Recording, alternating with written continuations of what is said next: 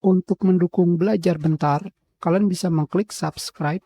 Halo, selamat datang di Belajar Bentar. Sekarang kita akan belajar mengenai cara memperbaiki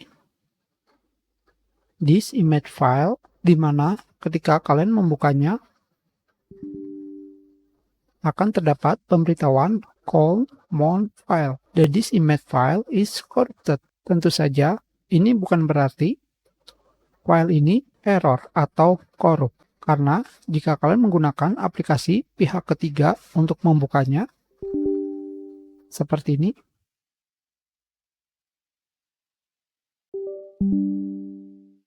tidak akan terjadi error. Jadi hanya seperti itu saja cara membukanya.